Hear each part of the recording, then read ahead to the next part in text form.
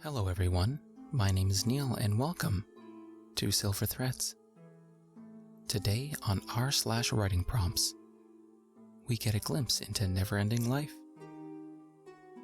Today's prompt posted by Joseph Stalin. One night, while you were hanging out with your friends in a bar, you met a mysterious fellow who said he'd make you immortal if you gave him beer money. Thinking nothing of it, you drunkenly agree. You are now the last man on Earth.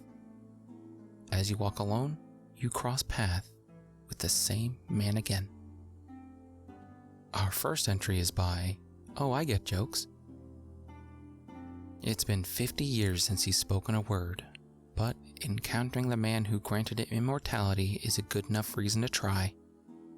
He clears his throat and, after some struggle, Tom remembers how to speak. Figures the only person in the world is you. Yup, it's me. Just came to say thanks for the beer. A breeze kicks up from a cloud from the dust plains, and Tom approaches further. The grinning barfly doesn't look a day over 25, and his clothing hasn't aged a day either. Who are you anyway? Me? Oh, I'm Jason. Nice to see you again. Jason approaches and holds out his hand. After staring at it for a minute, Tom remembers to shake it. A greeting. Right. The feeling of another's flesh breaks through the mental numbness he's been building over the last few decades. The sensation of simple, soft warmth against his palm is something that, until this moment, Tom had completely forgotten about. Tears began to flow, and he lets them.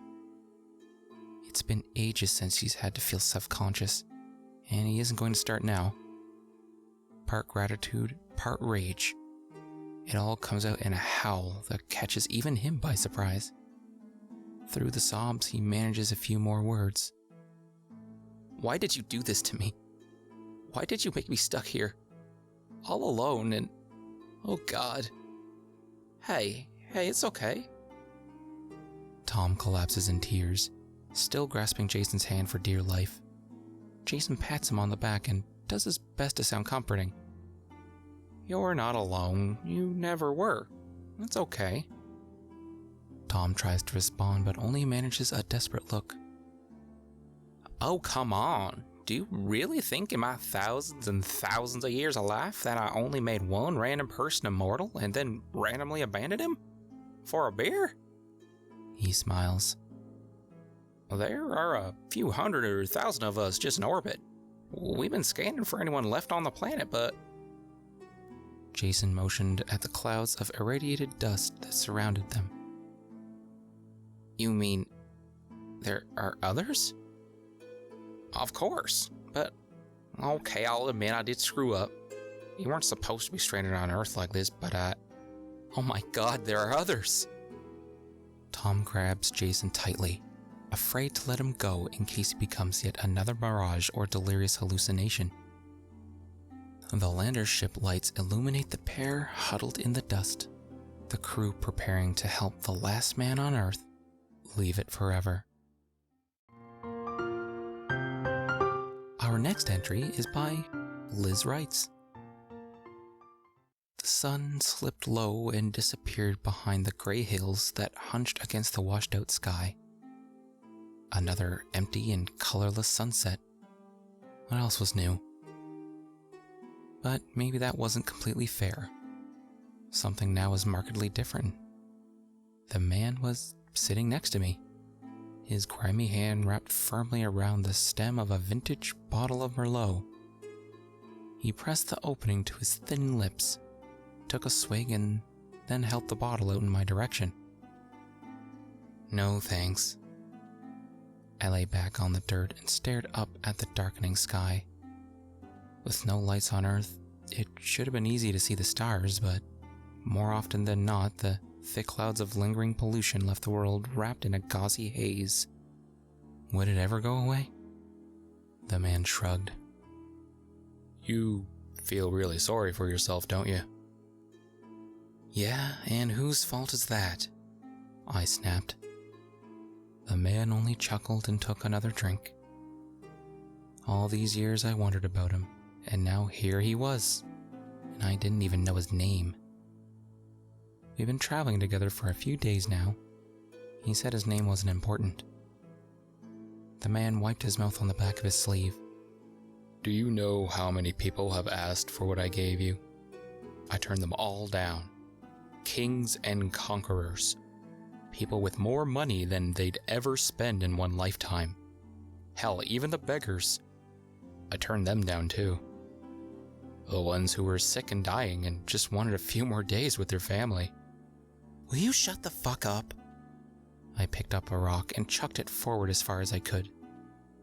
The smooth stone cut through the air and tumbled down the slope of the hill before it disappeared from my view. You're stuck with me. I know. I pulled my knees into my chest. With the darkness, the night was rapidly cooling. I wanted to sit by a fire for a bit before heading to sleep. But when I started to shift, the man frowned. Stay here a bit. I'm cold. It won't kill you. Of course, I fucking knew that. Nothing could. I tried to push those unpleasant experiences that proved the statement out of my head. The man took another drink. I'll tell you the truth, but I'm only going to say it once. I was lonely. What? I told you I wasn't going to repeat it. He finished his wine and threw the bottle down the hill. The shatter of breaking glass rang through the empty night. You did this to me because you were lonely? He shrugged. I wanted a friend for after the end of the world. You were the only one decent enough to buy me a beer that night. I chuckled bitterly. Guess I should have been an asshole like everyone else then. Maybe. He pushed his shaggy hair away from his eyes. Maybe. I stood. The cool air was warming its way into my joints. Immortality didn't mean good knees, apparently. I'm starting a fire. Go ahead. I sighed. You can come if you want. Maybe. But we should get on the road again early tomorrow. What was that supposed to mean? I raised my eyebrow. The man sagged forward. He deflated into his shoulders. He turned the thin gold band around his finger and didn't meet my eye. There's something else I should tell you. There are still people out there.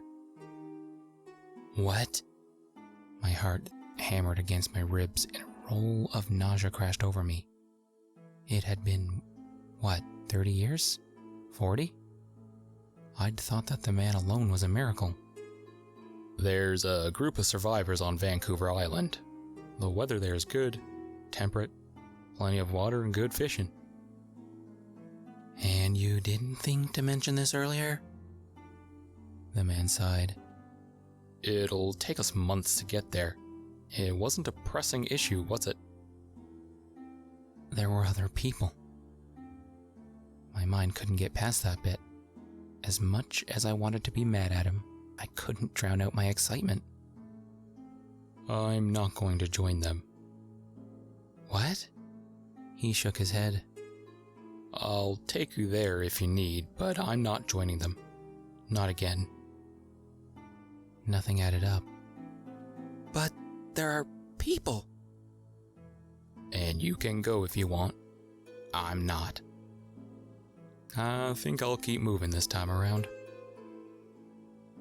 I didn't understand the man. How could he not want people to talk to? Dances at night, shared meals, stories by a fire, a warm bed, and maybe even someone to share it with? Hell, it meant humanity wasn't doomed. We had hope. So yeah, I'll take you to them. But who are you going to be to them? What do you mean? He looked straight at me, his eyes narrow and sunken into his narrow face. Their world is entirely different than any you've ever lived in. Who will you be? Are you going to be a prophet? A god? Or maybe a beggar? I'm just gonna be me. Mm-hmm. He smiled sadly. That was my plan too. And with that, the man stood and headed up the trail toward our campsite. I stood there, alone on the hill. The howl of the wind rang in my ears, and the chill of night pressed against my skin. Strands of my long and unruly hair whipped across my face. Above me, the first stars peeked through the haze. I'd read once that the sky changed over time. In 10,000 years, we'd have a different North Star, different constellations. I wondered if I'd even notice the difference.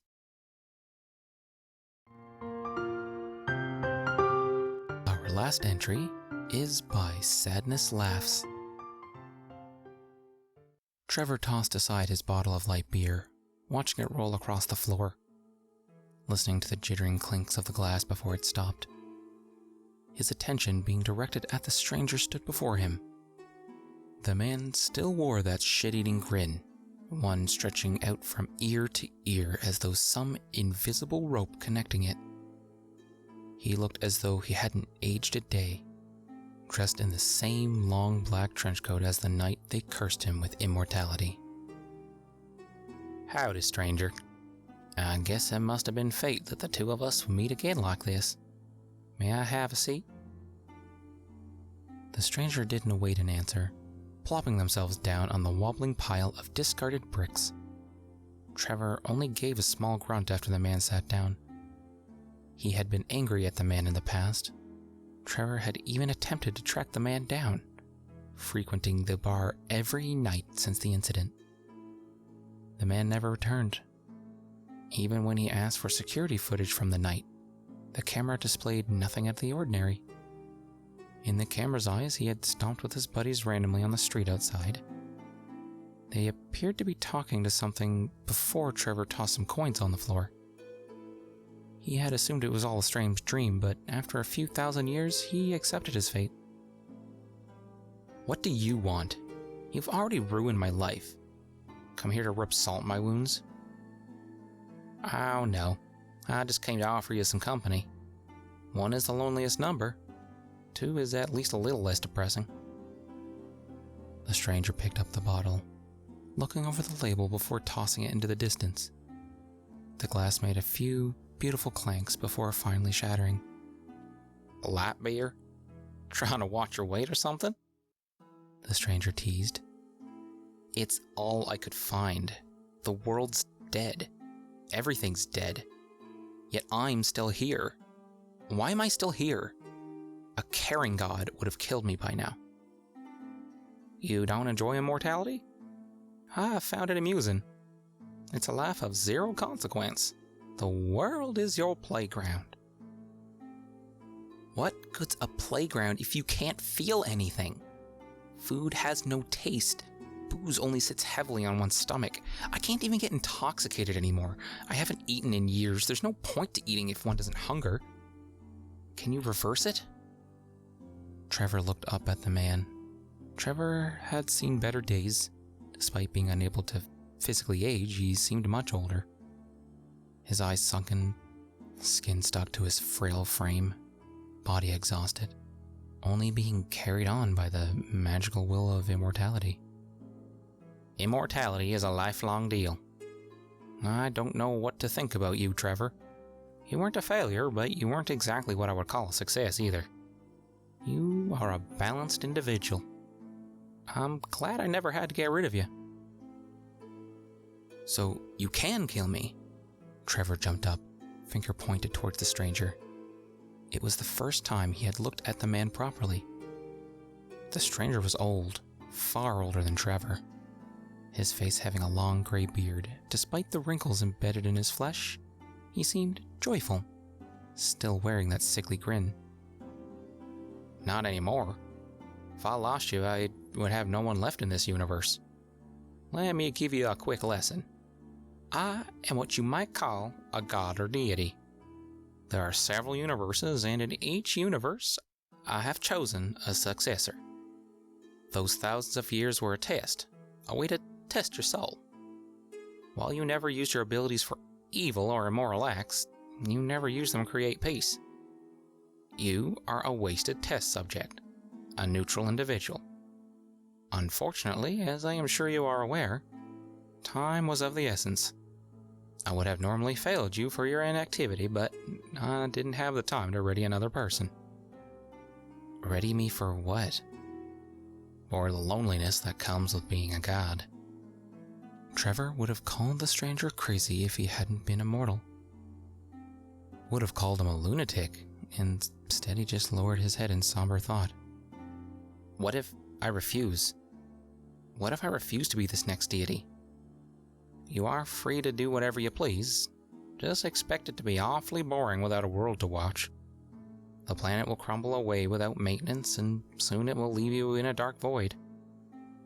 I'm sorry, Trevor, but with this universe's death, I must go create another.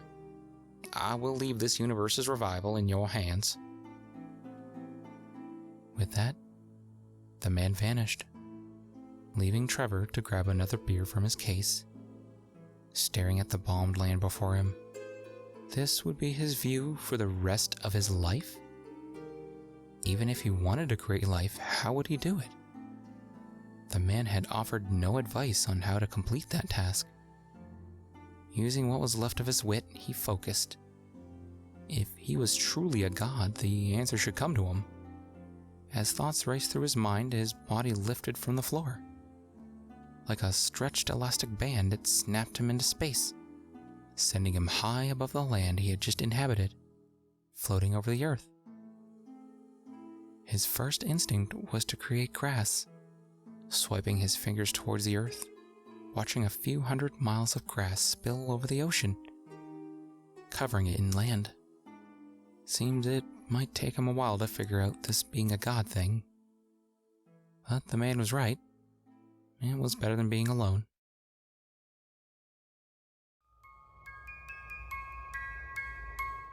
If you like this episode, please like, comment, and subscribe.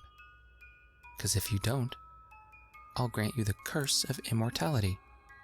Or take it away, whichever one is worse for you. If you prefer podcasts, I upload every episode to my podcast, the Silver Threads Podcast, available on most popular podcast platforms. If you have a story that you'd like me to read, or just want to talk to me about business, email me at storiesforsilverthreads@gmail.com. Thank you all for listening, and I'll see you next time with another story.